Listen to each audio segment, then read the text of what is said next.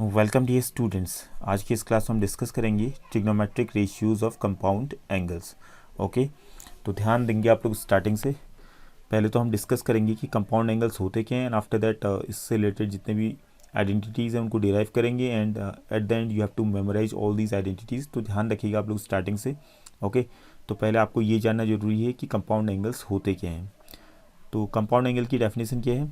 The algebraic sum of two or more angles। तो once again I am repeating, the algebraic sum of two or more angles को बोला जाता है compound angle. Suppose कीजिए आपके पास एक एंगल ए है और दूसरा एंगल बी है, इन दोनों को मैंने ऐड कर दिया तो ये हो गया ए प्लस बी, पूरे अपने आप में जो है कंपाउंड एंगल बन चुका है।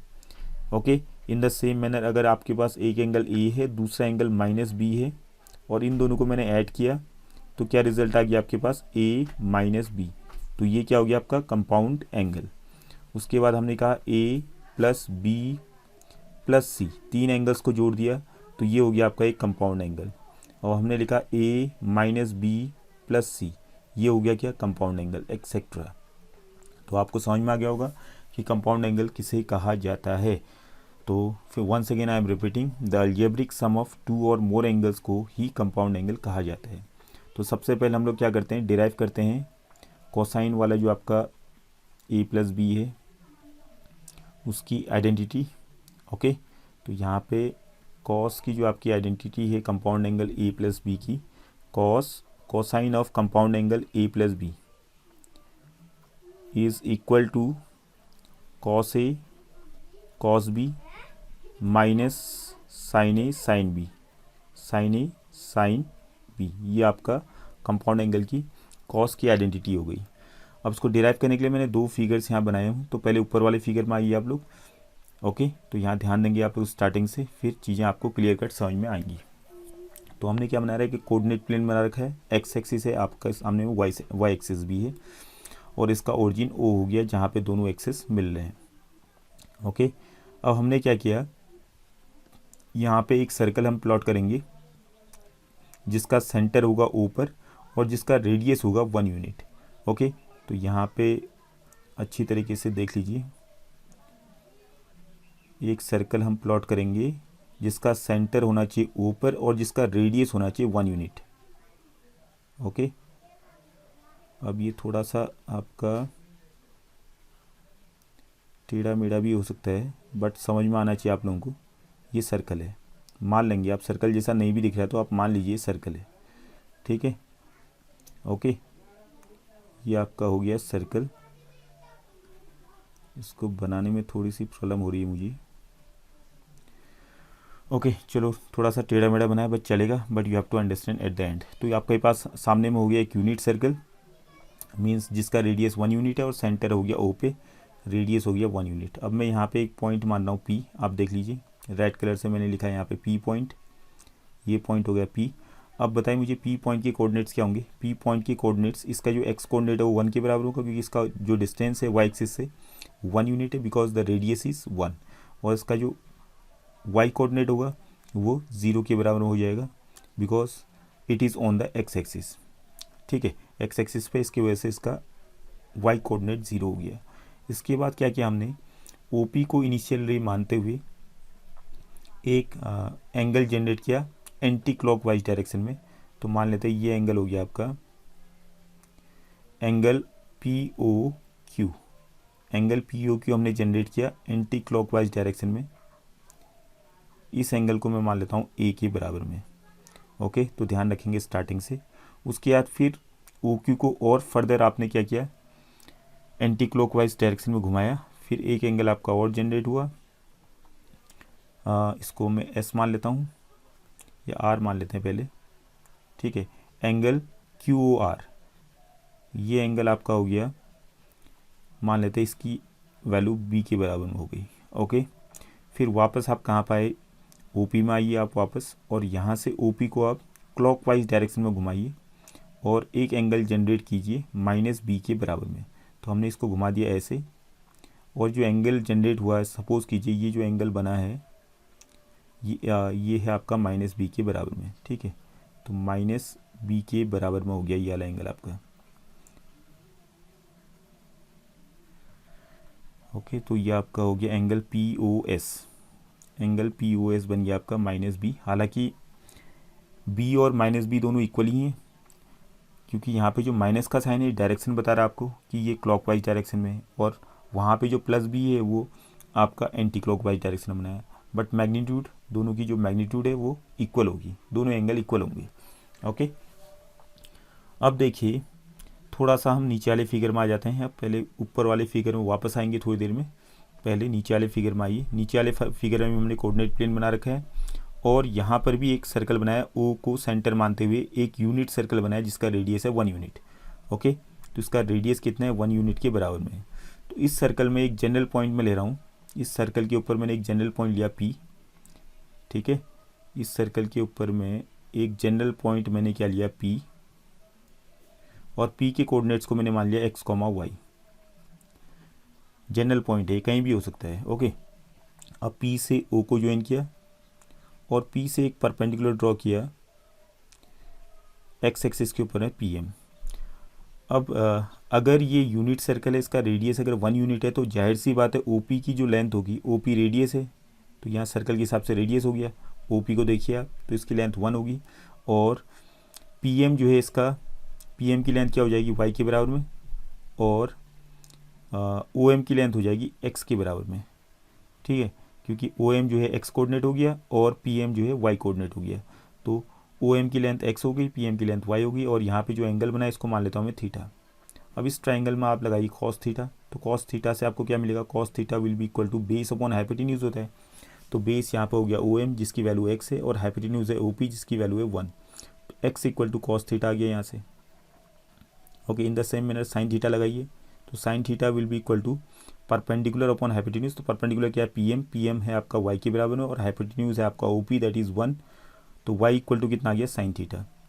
तो यहाँ पे जो हमने x माना है, x की जगह पे x को रिप्लेस कर सकता हूँ मैं कॉस थीटा से, और y को रिप्लेस कर सकता हूँ साइन थीटा से। यानी कि इस पॉइंट को अगर मैं मानना चाहूँ, अगर एंगल मुझे मालूम है यहाँ पे एंगल POM थीटा है, तो मैं P पॉइंट्स के कोऑर्डिनेट्स को x, y की जगह पे cos थीटा, साइन थीटा मान सकता हूँ। तो वही चीज़ हम यहाँ पे करेंगे। अब देखिए, पहले आप Q पॉइंट पाइए, तो Q पॉइंट जो आपका है, यहाँ पे जो एंगल बना है POQ बना है। ठीक है, तो Q पॉइंट के कोऑर्डिनेट्स के लिए हमें एंगल कौन सा देंगे, POQ। तो POQ एंगल A के बराबर में है, मीन्स थीटा की वैल्यू यहाँ A होगी Q के लिए, तो इसके कोऑर्डिनेट्स हो जाएंगे cos थीटा, तो cos थीटा की जगह पे A आ जाएगा, और साइन थीटा की जगह पे साइन A आ जाएगा। ओके, तो ये हो गए Q पॉइंट के coordinates. In the same manner R point के कोऑर्डिनेट्स के लिए हम क्या करेंगे, अब देखिए एंगल POR को देखिए ध्यान से। ठीक है, एंगल POR पूरा का पूरा एंगल हो गया। ठीक है, OP जिसकी इनिशियल साइड हो गई, और OR जिसकी टर्मिनल साइड हो गई, तो बहुत बड़ा एंगल हो गया आपका ये। ठीक है, तो इसमें जो एंगल है वो टोटल एंगल हो गया A और B को मिला करके A plus B, angle POR हो गया A प्लस बी। तो R के जो कोऑर्डिनेट्स हो जाएंगे वो हो जाएंगी cos of A plus B, comma sine of A plus B. ठीक है, ये हो गए R पॉइंट की कोऑर्डिनेट्स।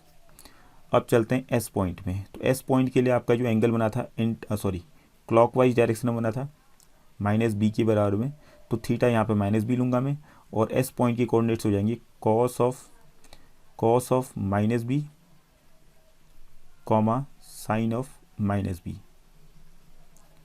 ठीक है, ये सारे कोऑर्डिनेट्स हमने मान लिए हैं, जितने भी पॉइंट्स हमने यहाँ पे लिखे थे। ओके, अब इसके बाद आप क्या करेंगे, अब मैंने क्या किया यहाँ पे ध्यान देंगे आप लोग। अब मैं क्या करता हूँ, Q से S को ज्वाइन कर लेता हूँ। ठीक है, Q से S को ज्वाइन कर लेते हैं, Q से S को ज्वाइन किया, और R से P को ज्वाइन किया। ठीक है, R से P को ज्वाइन किया, तो ये जो ट्राइंगल बने आपके दोनों ट्राइंगल आपके सामने में AQS और APR, सॉरी ये कह रहा हूँ मैं, OQS और OPR, बिकॉज ये आपका बीच में ओरिजिन है, तो वहाँ A तो एंगल था, पॉइंट नहीं था। Okay, sorry for that. तो ट्राइंगल क्यू एस और ट्राइंगल ओ पी आर, दोनों ट्राइंगल आपस में कॉन्ग्रुएंट होंगे। क्यों होंगे? अब देखिए छोटा सा एंगल यहाँ पे देखिए आप आर ए एस को देखिए, आर ए एस को मैंने पूरा का पूरा ग्रीन कर दिया, डार्क कर दिया है, ग्रीन कर दिया पूरा। देखिए आप आर ए एस, ये छोटा सा एंगल है। अगर इसको मैं एक्स मानूँ, ठीक है, इसको मैं कुछ मान लेता हूँ, फाइव मान लेता हूँ सपोज करो, चलो फाइव के बराबर मान लिया। तो मुझे बताइए एंगल क्यू ए एस की वैल्यू कितनी होगी?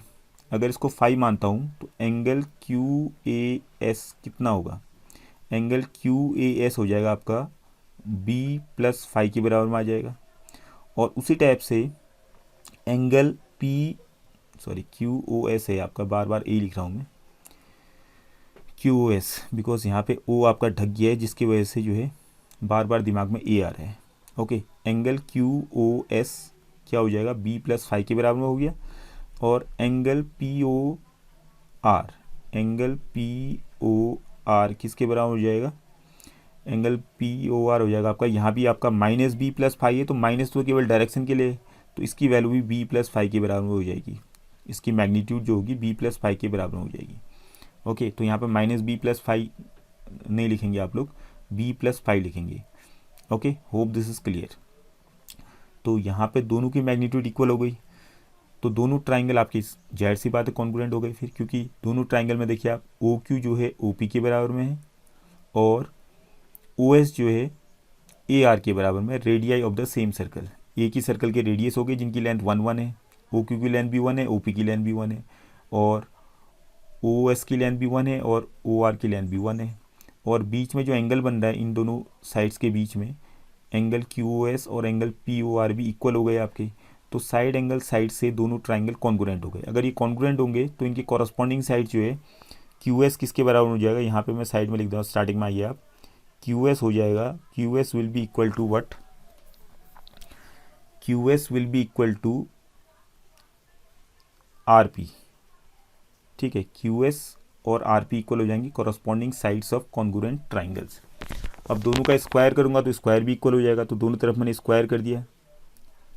ठीक है, अब लगाइए आप डिस्टेंस फार्मूला। डिस्टेंस फार्मूला लगाने के लिए आपके सामने इजी हो गया। क्यू और एस के बीच का डिस्टेंस देखिए क्या बनेगा। तो क्यू और एस के बीच का डिस्टेंस हो जाएगा cos A minus cos of minus B का square, okay, plus sine of ए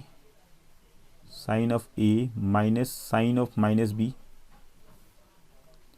का स्क्वायर। ये आपका आ गया क्यू एस का स्क्वायर हो गया, स्क्वायर रूट इसका हट जाएगा क्योंकि क्यू एस का स्क्वायर हो रखा है। इक्वल टू आर पी क्या बनेगा? आर पी बन जाएगा आपका cos of A plus B minus 1 का होल स्क्वायर और plus sine of A plus B minus 0 का होल स्क्वायर। तो हम इसको sine of A plus B का होल स्क्वायर लिख देते हैं, फिर sine square A plus B आपका ये बन गया है। ओके, फर्दर इसको सॉल्व करेंगे तो ध्यान देंगे आप, cos A minus cos of minus B क्या हो जाएगा? कॉस बी के बराबर में आ जाएगा आपका कॉस बी का square, and here plus sine A, और यहाँ पे साइन ऑफ माइनस बी क्या होता है? जैसे कि हमने एलाइड एंगल्स वाले में देखा था, तो साइन ऑफ माइनस बी होता है माइनस साइन बी के बराबर में, तो बाहर में माइनस एक ऑलरेडी था तो माइनस माइनस हो जाएगा प्लस साइन बी बन जाएगा आपका ये at the end whole square is equal to, यहाँ पे लगा दिया identity, cos square A plus B means A square plus B square minus 2ab, 2 cos A plus B and plus sine square A plus B तो पहले से ही था। Okay, sine square A plus B पहले से ही था। इसके बाद फर्दर गए, फिर यहाँ पे फिर से आप आइडेंटिटी बन रही है, ए माइनस बी का होल स्क्वायर लगा दीजिए, A square plus B square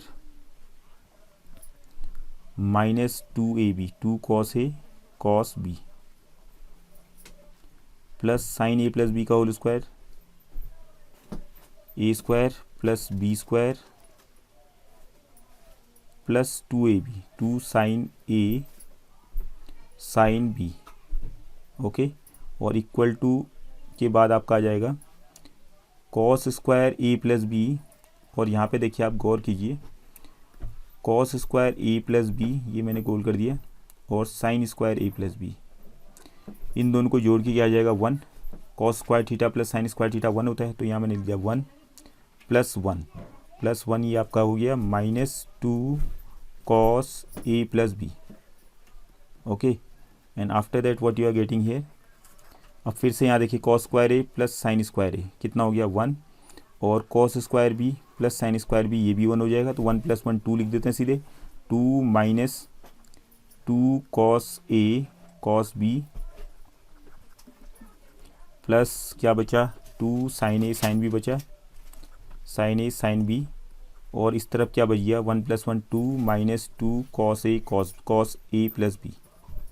okay, अब यहाँ से 2 2 कैंसिल हो जाएंगी, और इसके बाद माइनस आप कॉमन लीजिए, तो माइनस कॉमन लूँगा तो ये क्या बन जाएगा आपका, माइनस कॉमन लेने पे आ जाएगा आपका 2 कॉस ए कॉस बी -2 तो कॉमन लीजिए, -2 कॉमन ले लीजिए आप, -2 कॉमन ले लीजिए, तो कॉस ए कॉस बी, यहाँ माइनस का साइन आ जाएगा sine A sine B, sine A sine B is equal to -2 cos A plus B. Okay, तो माइनस से माइनस कैंसिल, 2 से 2 कैंसिल, 2 से 2 कैंसिल हो गया, तो आपके सामने में आइडेंटिटी ये डिराइव हो चुकी है। कॉस ए प्लस बी आपको दिख ही रहा होगा, cos A cos B minus sine A sine B, तो कॉस ए प्लस बी हम लिख सकते हैं is equal to cos A cos B minus sine A sine B. Okay, hope this is clear. तो इस तरीके से हमने डिराइव कर ली cos A plus B, cos के जो compound angle A plus B की आइडेंटिटी जो कि इस प्रकार से होती है।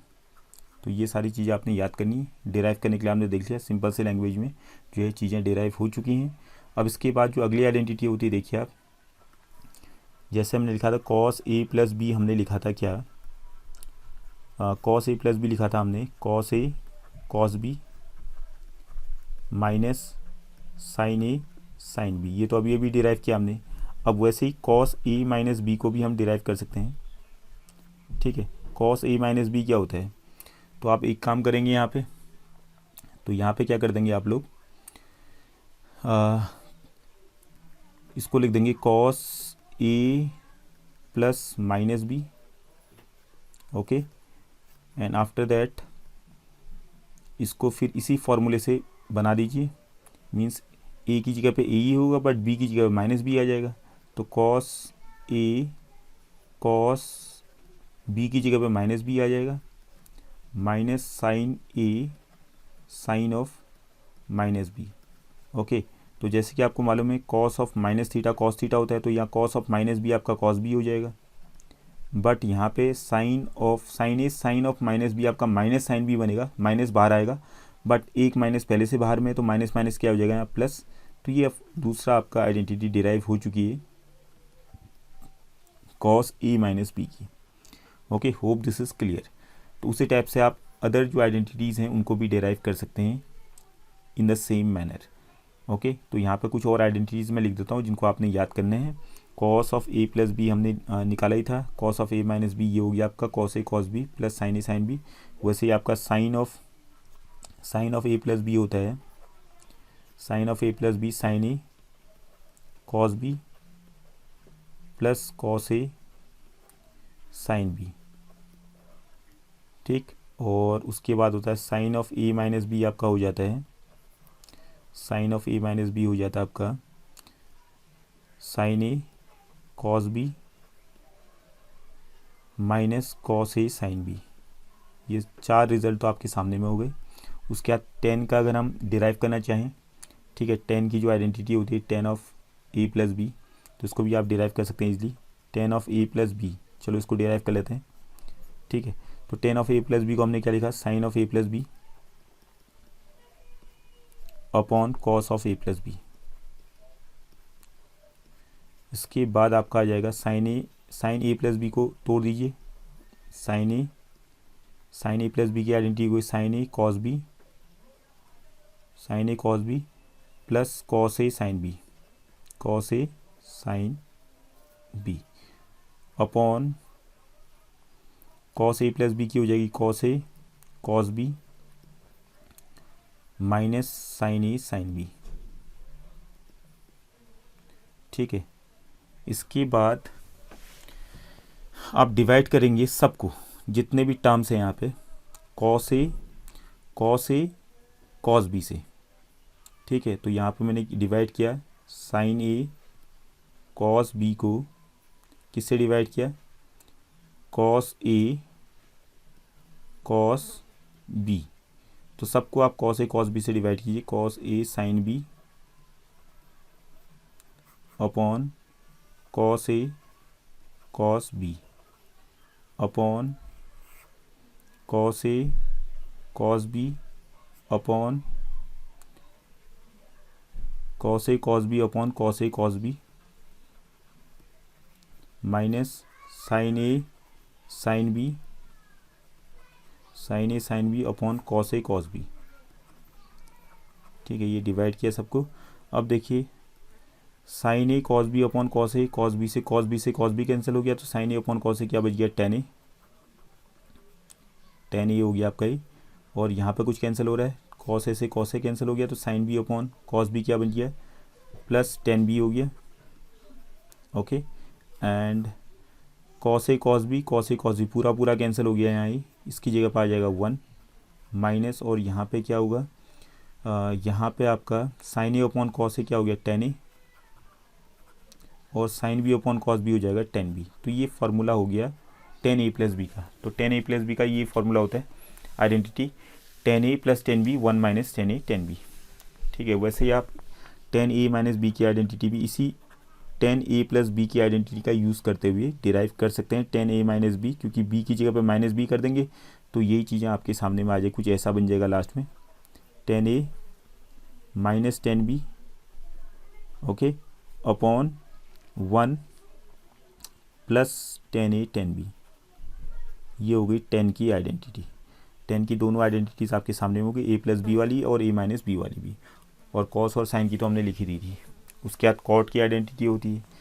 ठीक है, तो कॉट की आइडेंटिटी भी आप इसी तरीके से जैसे आपने टेन का डिराइव किया था टेन ए प्लस बी का, वैसे आप डिराइव कर सकते हैं। ओके, तो cot of A plus B क्या होता है,